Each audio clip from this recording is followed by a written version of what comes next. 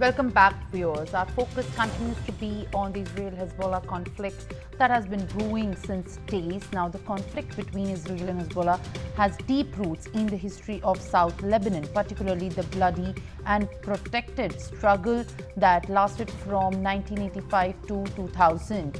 This period, often overshadowed by other Middle Eastern conflicts, was pivotal in shaping Hezbollah's rise from a small military into one of the region's most powerful non-state actors. In the 1960s and 1970s, the displaced Palestinians, including the militants affiliated with the Palestine Liberation Organization, began to settle in South Lebanon. Conflicts between the Palestinians and Christian militias sparked a civil war in Lebanon, fueled by Soviet support for the Arabs and the Americans' support for the Christian coalition. During the conflict, Palestinian groups used southern Lebanon as a launching pad for attacks on northern Israeli towns. In an attempt to create a buffer zone to safeguard its northern border, Israel attacked southern Lebanon in 1978. 4 years later, Israel invaded Lebanon once again, marking a significant escalation. Israel's objective was to drive the PLO out of the Lebanon entirely, and this operation culminated in a full-scale invasion reaching Beirut. By 1985, Israel had withdrawn from most of the Lebanon but maintained a 15 to 20 kilometers wide security zone present in the South Lebanon, designed to prevent the cross-border attacks. This area was patrolled by the South Lebanon Army, a Christian militia allied with Israel. Yet the occupation, which was meant to be a short-term measure, transformed into a lengthy entanglement. It sparked a resistance from various groups in Lebanon, particularly Hezbollah. The legacy of the South Lebanon conflict continues to shape the Middle East today.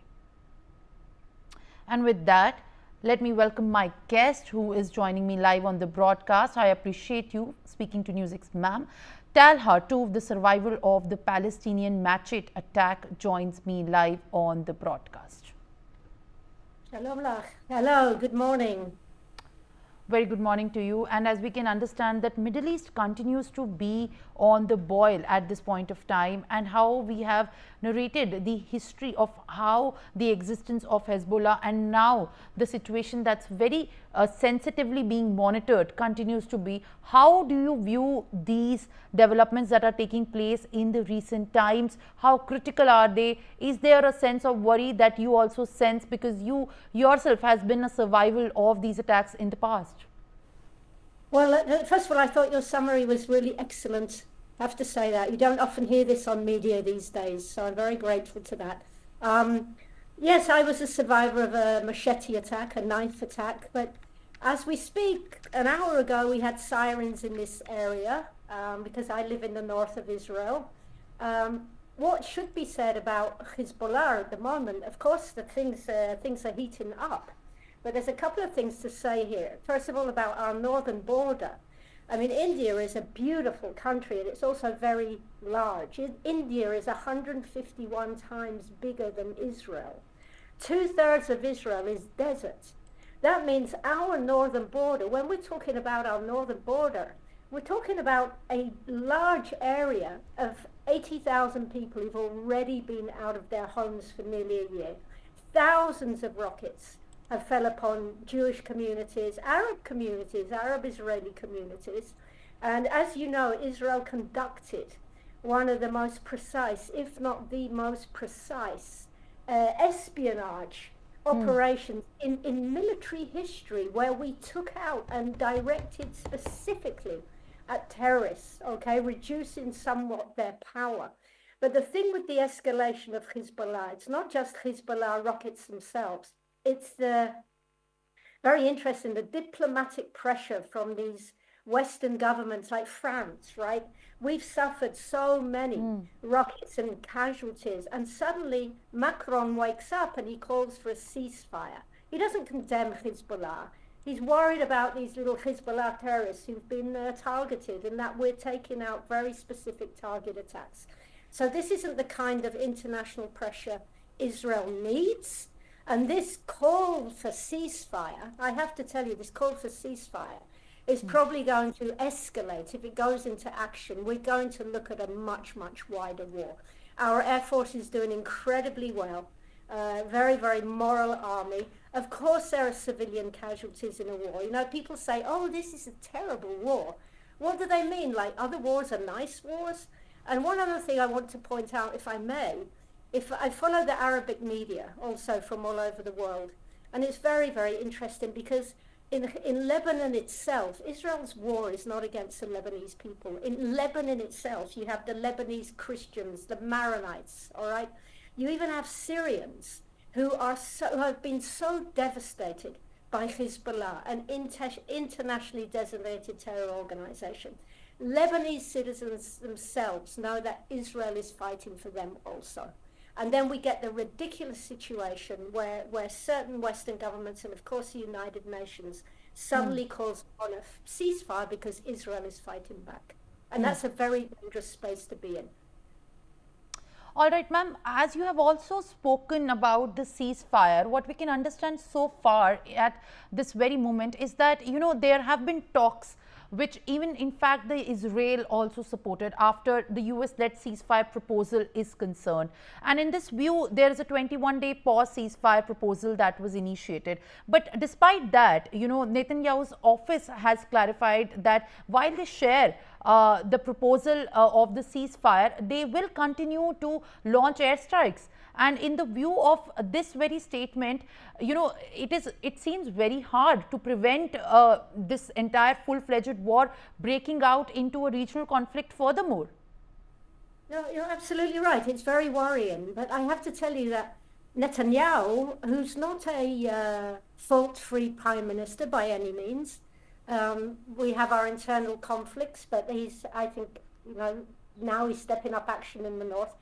Netanyahu and the Israelis know the Arab world, and I mean by this, when they call for a ceasefire, you know, in the West, and maybe in India too, in glorious India, you think it's a cessation of hostilities, right? A little bit of peace.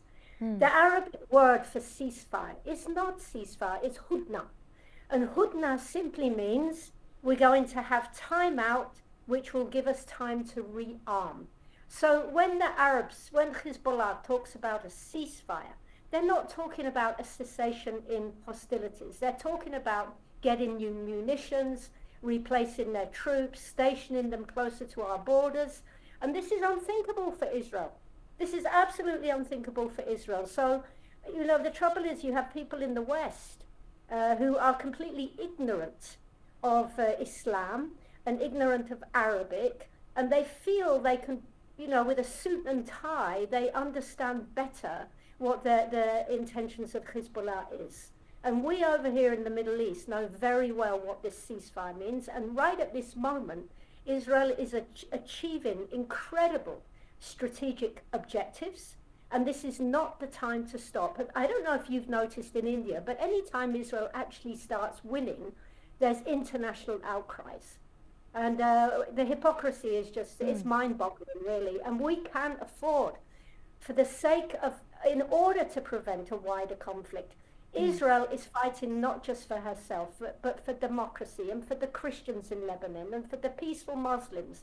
The Muslim community, by the way, have been murdered by Hezbollah terrorists. So Israel's actually leading the way for a greater regional peace, but for that peace to be achieved, unfortunately, it's going to mean war.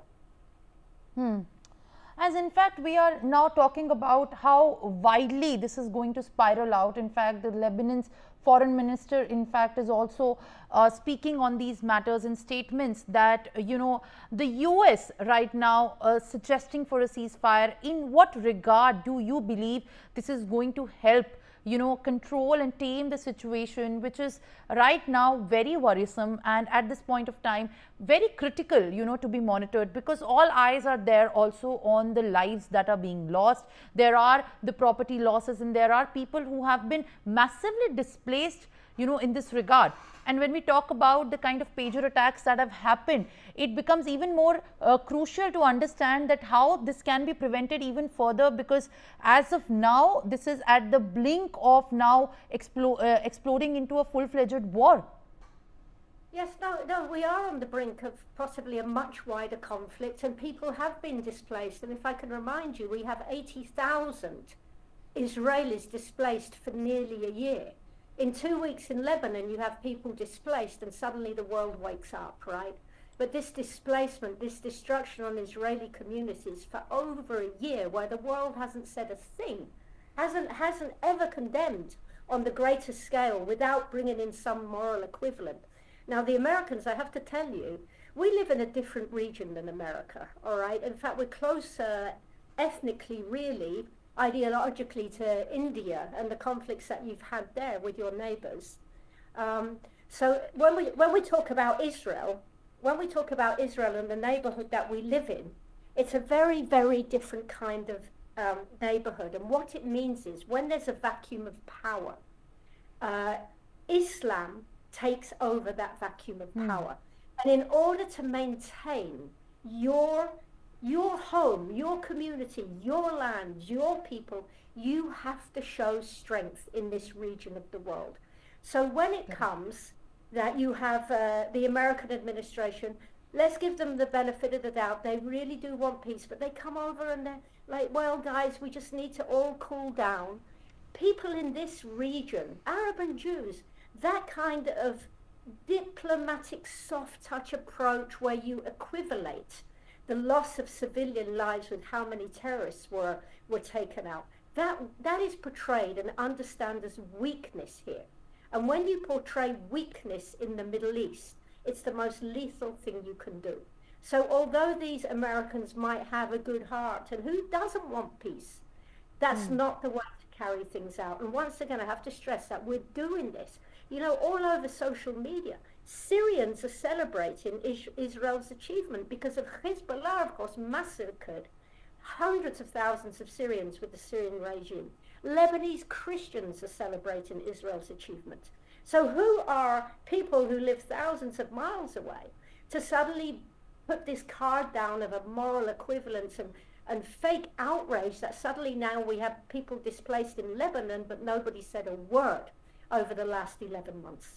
And I'm in touch with many of these people who've been evacuated. In fact, in my little town, which isn't far from the border, we're not evacuated.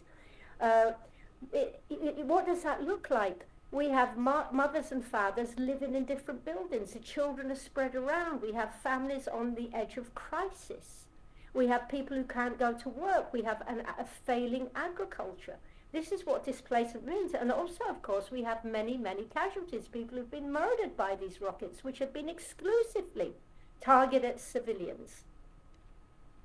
And All right, ma'am. Thank you for speaking to NewsX. That was a survivor of Palestine match attack, Tal Hartouf, speaking exclusively to NewsX on the ongoing conflict and the tensions in the